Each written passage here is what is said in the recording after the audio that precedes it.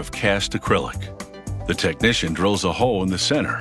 It will be a reference point as he transforms this square into the turntable platter. A computerized tool cuts a circle shape out of the square. The disc then spins while another computer-guided tool enlarges the center hole to size it for the platter's main bearing. The next tool precisely cuts the surface of the disc to give it the correct angle.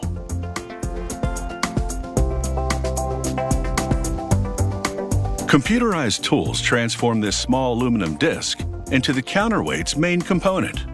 The counterweight balances the tone arm to keep the stylus in the groove of an LP. They slope the surface and cut holes for attachments and for installing the part.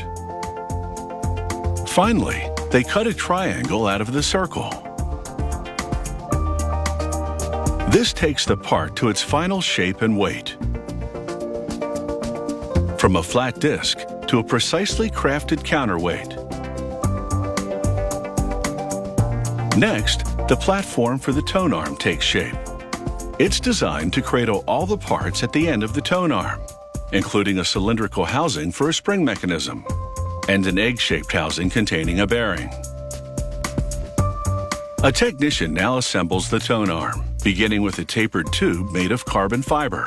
It's a high-tech composite that's extremely stiff, so there should be no structural weakness in this crucial part.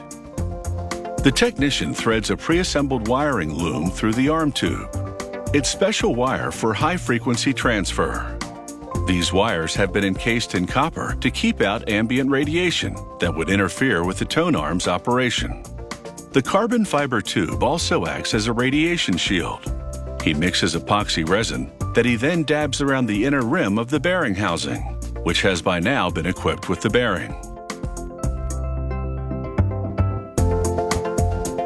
He inserts the tone arm tube into the housing.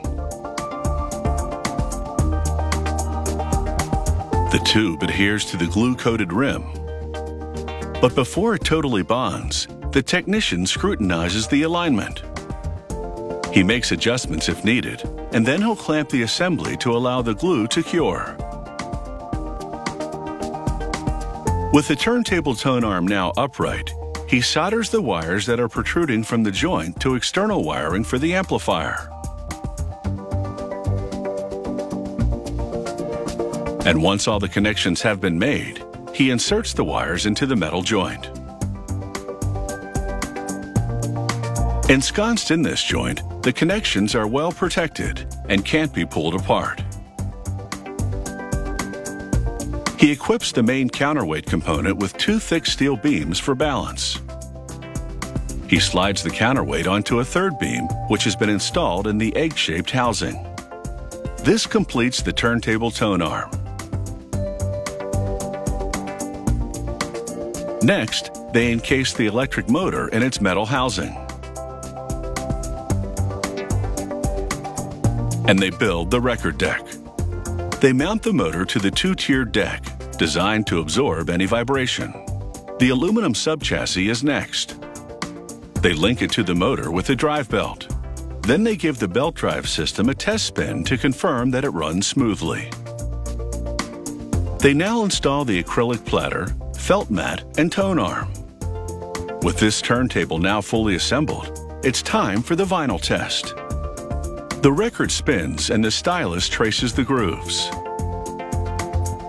The analog sound fills the room, proving this technology stands the test of time.